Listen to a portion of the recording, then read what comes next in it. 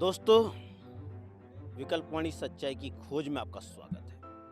दोस्तों, आपको याद होगा 2020 और 21 में जब देश के अलग-अलग राज्यों से अपनी राजधानी दिल्ली की तरफ हमारे देश के किसान चल पड़े थे खेती के 3 कानूनों को रद्द करवाने के लिए। तब हमारे देश की सरकार और उसके पुलिसिया दमन ने पूरी तरीके से हमला किया और उनकी आवाज़ों को दबाने की कोशिश की। उसके बावजूद वह दिल्ली की सीमाओं पर 13 महीनों तक बैठे रहे। इस आंदोलन में 700 से ज़्यादा किसानों ने अपनी जान की आहुति दी, जिसके बाद देश की सरकार को घुटने टेकने पड़े और इन तीनों कानूनों को वापस लेना पड़ा। और उन्होंने आश्वासन दिया कि हम देश के तमाम किसानों की मांगों पर विचार करेंगे और उसको पूरा करेंगे। लेकिन सरकार ने 2022 से लेकर 2024 तक इन कानूनों पर उनके साथ वार्ता तक नहीं की, यहाँ तक उस पर कोई ठोस कदम नहीं लिया। तब जाकर पंजाब के कई किसान संगठन अपनी मांगों को लेकर फिर से दिल्ली चलो का आह्वान किया और 2024 में दिल्ली की तरफ रुख किया। फिर उसी तरीके से पुलिसिया दमन किसानों पर किया गया। लेकिन लगातार संघर्ष करने के बावजूद एमएसपी की मांग आज तक पूरी नहीं हुई है। कर्ज माफी नहीं हुआ है। किसान लगातार अपनी मांगों को लेकर डटे हुए हैं और सरकार बस उन्हें आश्वासन दे रही है। आज फिर एक आगाज पंजाब से भारतीय किसान एकता सिद्धूपुर द्वारा एक विशाल जनसभा की जा रही है। इस जनसभा को कवर करने के लिए विकल्पवाणी टीम यहाँ पहुंची है। इनके प्रधान से बातचीत करेगी और इस पूरे कार्यक्रम को समझने की कोशिश करेगी। ये भी समझने की कोशिश करेगी जो सरकार ने वादा किया था किसानों की मांगों को मानने की, उसको किस कदर लागू किया गया है। आप हमारे साथ बने रहिए। विकल्पवाणी सच्चाई की खोज। सरकार कह रही है कि एमएसपी अगर हम देते हैं तो इसका जो भार है वो आम जनता पर पड़ेगा, महंगाई बढ़ेगी। इसका आप क्या जवाब देंगे? देखिए, ये सरकार सिर्फ लोगों को क्या मैं उसको बोलूं, चक्रव्यूह में डाल रही है। बहुत सारे अर्थशास्त्री भी सरकार के पेड अर्थशास्त्री हैं जो वो एक भ्रम फैलाने का काम कर रहे हैं। मैं एक बात कहूं आपको, देखो, एक अर्थशास्त्री ये कह रहा है कि 17 लाख करोड़ रुपया चाहिए अगर एमएसपी के ऊपर सारियां फसलें बिकनी हैं तो। लेकिन उसी जगह पे बहुत सारे अर्थशास्त्रियों ने तो ऐसा क्लियर कर दिया कि 30,000 करोड़ 50,000 करोड़ से ही सारी फसल खरीदी जा सकती है। इसको भी छोड़ दो। एक अर्थशास्त्री ने कर्नाटका के अर्थशास्त्री हैं और उन्होंने तो यहाँ तक बोल दिया कि अगर सरकार 1.5 लाख करोड़ की व्यवस्था बनाती है उससे एमएसपी नहीं, डॉक्टर स्वामीनाथन के फार्मूले के अनुसार किसानों को फसलों का भाव मिल सकता है। यहाँ तक बात आ गई। और दूसरी बात मैं बताता हूँ कि बाहर पड़ेगा या अब पड़ रहा है। अब हमारी सरकार लोगों का खाने के लिए तेल बाहर से मंगवा रही है, अडबे ऑयल मंगवा रही है। सरकार दालें बाहर से मंगवा रही है। सरकार चीनी बाहर से मंगवा रही है। सरकार दूध का प्रोडक्ट बाहर से मंगवाने के लिए उतावली है। अगर हम चीनी या मतलब केवल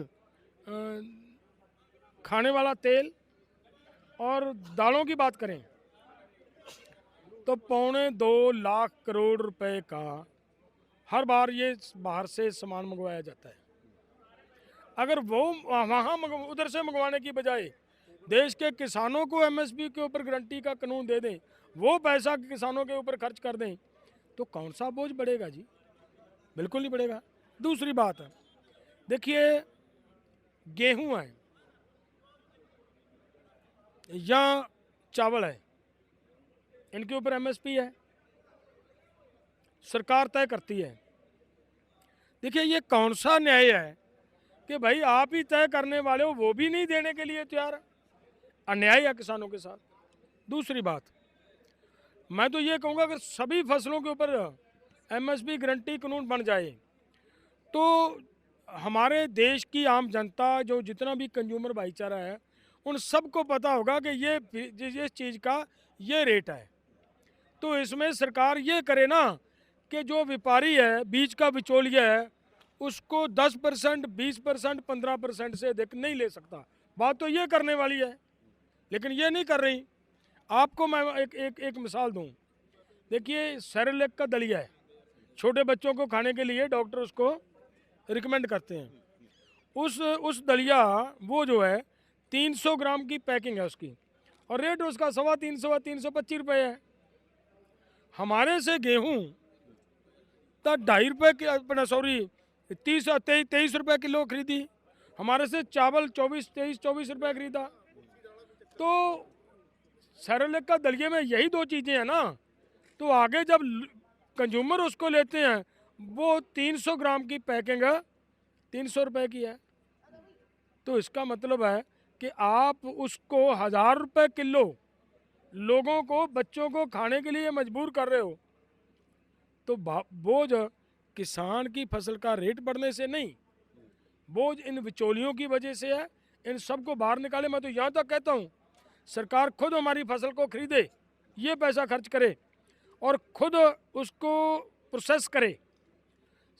ये जो 300 वाला पैकेट है, ये 50 रुपए का पैकेट मिले लोगों को, 100 रुपये का ज़्यादा से ज़्यादा मिले 1000 की बजाय, लोगों की भी लूट नहीं होगी और देश के किसान को भी पूरा रेट मिलेगा। क्यों नहीं सरकार एग्रो बेस्ड इंडस्ट्री गांव में लेकर आती? वो लेकर आए ना, हमारी फसल का भी पूरा रेट मिले और कंज्यूमर को भी पूरा मतलब फ़ायदा हो उसका। और वहाँ यहाँ तक हो कि जो बेरोज़गार हमारे नौजवान, हमारे बच्चे घूम रहे हैं, उन सबको काम मिले। ये करना चाहिए सरकार को। ये सब बकवास है, सरकार झूठ बोल रही है। एक चीज़ और समझाइए मुझे। अगर हम देखें, जैसे अभी आप लोगों ने कर्ज माफ़ी की मांग की, सुप्रीम कोर्ट ने एक समिति बनाई, उसने अभी तक किस तरह की कार्रवाइयाँ की हैं कर्ज माफ़ी को लेकर सर? देखिए, उसने एक बात तो क्लियर हुई है। कुछ दिन पहले जो सुप्रीम कोर्ट की बनाई हुई कमेटी है, जस्टिस नवाब सिंह के साथ हमारी बैठक हुई, पूरी की पूरी कमेटी के साथ बैठक हुई है। उसमें उन्होंने ये बात मानी है कि देश के किसान को उनकी फसल एमएसपी के ऊपर सारी फसल नहीं बिक रही, ये बात उन्होंने मानी है। यहाँ तक भी उन्होंने कहा कि जिन जिन राज्यों में ये अनाउंस करते हैं कि एमएसपी के ऊपर हम खरीदेंगे, वहाँ पे कैपिंग कर देते हैं कि आपकी सरसों आपने भले मतलब 1000 क्विंटल सरसों पैदा कर ली, लेकिन आपके आधार कार्ड के ऊपर केवल 25 क्विंटल सरसों खरीदेंगे। ये प्रोसेस है। लेकिन ये जस्टिस नवाब सिंह ने हमें बताया कि हमारे सामने ये बातें आ रही हैं, तो उन्होंने इस मामले के ऊपर तो समझ बनती है ना कि किसानों की कर्ज मुक्ति हम क्यों मांग रहे हैं। उन्होंने अपनी रिपोर्ट के अंदर दर्ज किया है कि 4 लाख, हमारा मानना 7 लाख किसान सुसाइड कर चुका है, लेकिन उनका मानना है कि 4 लाख तो वो मान चुके हैं। अगर भाई उनकी सुसाइड को रोकना है तो उसको रेट ही देना पड़ेगा ना, उनकी कर्ज मुक्ति करनी पड़ेगी। जी, एक चीज़ और मुझे समझाइए। आप लोगों का शुरू से एक डिमांड रहा है कि खेती के सेक्टर में कॉर्पोरेट घराने आ रहे हैं। ये मेरे दर्शकों को समझाइए कि वो किस तरीके से आकर किसानों की खेती के ऊपर कब्जा करने की कोशिश कर रहे हैं सर। भारत की साल 2000 की एग्रीकल्चर पॉलिसी को स्टडी कीजिए। उसमें ये कहा गया है कि ये जो खेती किसान कर रहे हैं, ये कोई 10 एकड़ की कर रहा है, कोई 20 एकड़ की कर रहा है, कोई 50 एकड़ की कर रहा है, ये सब छोटी खेती कर रहे हैं। इनको हटाओ और खेती 20-20 हज़ार, 30-30 हज़ार, 40-40 हज़ार एकड़ की इकट्ठी की जाए। तो अगर वो 40 हज़ार एकड़ की खेती कौन करेगा भाई? वो तो कारपोरेट करेंगे। वो तो मॉडल ही उन्होंने कारपोरेट के लिए तैयार कर रखा है। तो ये तो क्लियर हो रहा है, इसमें कोई खदशा नहीं, ये तो सरकार की एग्रीकल्चर पॉलिसी के अंदर आ चुका है। सो ये तो स्पष्ट है। ये तो सिर्फ संगठनों की वजह से, संगठन जितना का इस पे मतलब अपना शोर मचा रहे हैं, अपनी आवाज़ बुलंद कर रहे हैं, उसकी वजह से सरकार रुकी हुई है। नहीं तो ये तो कर देना सरकार ने। एक चीज़ और मुझे समझाइए, मेरे दर्शकों को समझाइए। हम देखें 2020 और 2021 का किसान आंदोलन, फिर 2024 का किसान आंदोलन, वो किसान आंदोलन में किसान अपने ही देश की सरकार से, अपने ही देश की राजधानी में जाकर अपनी फरियाद सुनाने जा रहे थे। उन्हें इस तरह से बलपूर्वक रोकना, जैसे अभी आपने कहा एक इंटरव्यू में कि किस तरह का लोकतंत्र है, जहां लोग अपनी बात भी नहीं सुना सकते, अपनी आवाज़ भी ना उठा सकते। इस पे आप क्या कहेंगे सर? कि क्या कहेंगे? देखिए, कहने के लिए तो मैंने कहूँगा, जो मैंने कहना वो तो आपने पहले ही कह दिया कि देश के अंदर लोकतंत्र का कत्ल किया जा रहा है। यहाँ तक हो गया कि आप उधर की बात ध्यान से समझें। अरे भाई, मीडिया इसलिए होता है कि सरकार की नाकामियाँ, सरकार की गलतियाँ, अगर मैं गलती करूँ तो मेरी भी गलती लोगों के सामने रखे, और उसके डर से, मीडिया के डर से मैं कोई गलती करूँ ही ना। तो मीडिया अब लोकतंत्र को लाने के लिए, लोकतंत्र को मजबूत करने के लिए, इसीलिए इसको चौथा बड़ा स्तंभ माना जाता है।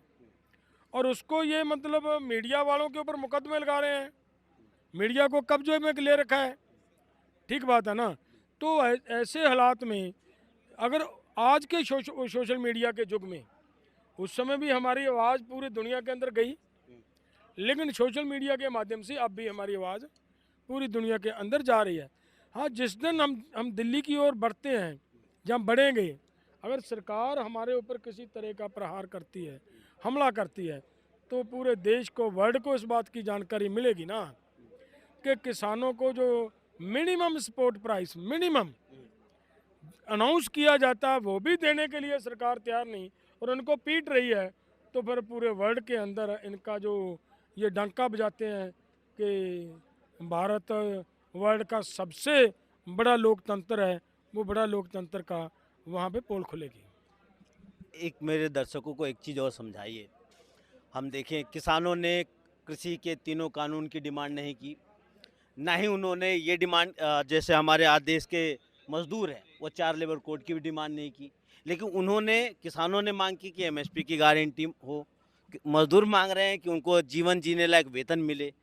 हमारे देश के पूरे सिस्टम में मजदूर और किसान का देखे कानून बनाने में, या उनके ऊपर जो कानून थोपे जाते हैं उसमें कोई रोल ही नहीं होता उसको डिनाई करने के लिए।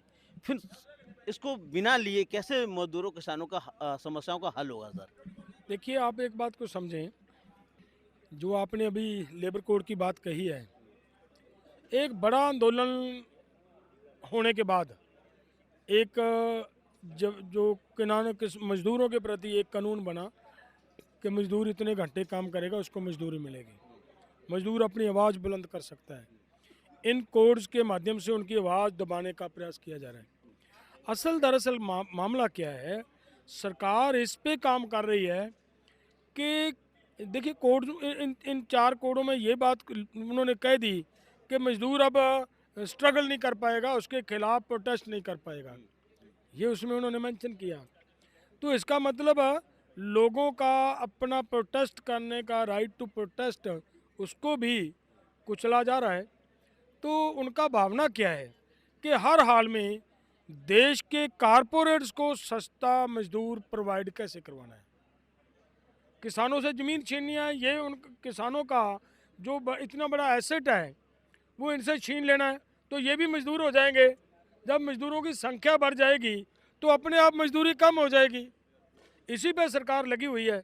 लेकिन मेरा ये कहना है, आपके सभी दर्शकों को मेरा हाथ जोड़ के निवेदन है कि इस आंदोलन के लिए बड़े बड़े स्तर पर सभी को एकजुट होकर खड़े होना पड़ेगा। लेकिन सरकार मजदूर और किसान को लड़ाने का प्रयास कर रही है। इससे हमारे मजदूर भाइयों को सतर्क होने की ज़रूरत है। अगर मैं ये भी क्लियर कर दूं, अगर हम किसी को जिताकर वहाँ पे भेज भी देंगे, वो भी उन्हीं के होंगे, वहाँ जाकर वो भी उन्हीं के हो जाएंगे, आपका वो भी नहीं रहेगा। आपने तो अगर हक अधिकार लेना है, तो मैं एक छोटी सी मिसाल देता हूँ। 3 कानून आए हमारे किसानों के खिलाफ, उसमें पंजाब लड़ा, हरियाणा लड़ा, और थोड़ा सा उत्तर प्रदेश का हिस्सा लड़ा। इतने लोग लड़े ना, बाकी तो बेचारे बहुत कम संख्या में उसमें पार्टिसिपेट किया। जिन राज्यों में से लोगों ने उस आंदोलन को पूरी ताकत से लड़ा, अगर हम सभी के सभी एमपी जिताकर भेज देते वहाँ पे, तो 13 तो पंजाब से जाते, 10-11 हरियाणा से जाते, 3-4 यूपी से आ जाते। कितने बनते थे? ज़्यादा से ज़्यादा 25-26 बनते थे। अरे भाई 25-26 वहाँ बैठे भी रहते, वो हमारे खिलाफ कानून भी बना देते। वो उसी क्षेत्र के लोग जो 25, 26, 30 एमपी बनाकर भेजने की क्षमता रखते हैं, अगर उसी क्षेत्र के लोग, थोड़े से लोगों ने खड़े होकर आंदोलन किया, समय पे आंदोलन किया, मैं समय पे भी बात जोड़ूंगा इसमें, वो आंदोलन किया, तो सरकार को मजबूर होकर उसी क्षेत्र के लोगों के आगे घुटने टेकने पड़े और 3 कानून वापस लेने पड़े। हमें अपनी टेक उन कुर्सी से नहीं उम्मीद रखनी चाहिए, हमें अपनी टेक आंदोलन पे रखनी चाहिए। आगे की रणनीति क्या है सर इस संघर्ष को लड़ने की? इसको लेने के लिए हमारी ये है कि हम तब तक लड़ते रहेंगे जब तक ये ले नहीं लेते। जो आपने कहा संघर्ष की रणनीति, पहले हमारा ये चल रहा है कि हम 7 फरवरी को कन्याकुमारी से एक यात्रा लेकर निकलने वाले हैं। वो पूरे भारत को अपना हिस्सा बनाएगी और आगे में हमारा प्रयास ये भी रहेगा, हमारी कोशिश है स्कीम नॉन पॉलिटिकल की, कि हमारे जो पश्चिम का पूर्व के स्टेट हैं, उन स्टेटों में से भी एक यात्रा लेकर पश्चिम तक आएँ और उससे हम एक सभी राज्यों गाँव से एक मेमोरेंडम कहें या उसको रेजुलेशन कहें, वो सभी लोगों से साइन दस्तखत करवाकर वो देश के प्रधानमंत्री के टेबल पर पहुंचाने का हम काम करने वाले हैं। ये 19 मार्च को रामलीला ग्राउंड में एक बड़ी किसान महापंचायत करके वहाँ पे हम वो रेजुलेशन भारत सरकार को देंगे। दोस्तों, अभी आपने बीकेयू एकता सिद्धूपुर के प्रधान जगदीश सिंह डल्लेवाल जी की बातों को सुना। उन्होंने साफ साफ कहा, एमएसपी की गारंटी देने से इस देश की आम जनता पर कोई बोझ नहीं बढ़ेगा, जबकि आम जनता का भला होने वाला है। उन्होंने ये भी समझाया कि किस तरीके से सरकार लगातार कॉरपोरेट घरानों को खेती के क्षेत्र में लाने की पूरी तरीके से कोशिश कर रही है। और एक बात और कि हमारे देश के जो मजदूर हैं, किसान हैं, उनके अपने भविष्य को बचाने के लिए कानून बनाने के अधिकार को लेकर या उनके ऊपर होने वाले दमन वाले कानून को रद्द करने के लिए उन्हें राइट चाहिए, तो उनको लड़ना पड़ेगा और इन अधिकारों को हासिल करने के लिए संघर्षशील होना पड़ेगा। इसके बारे में आप क्या सोचते हैं, आप क्या समझते हैं, कमेंट कीजिए और देखते रहिए विकल्प वाणी, सच्चाई की खोज।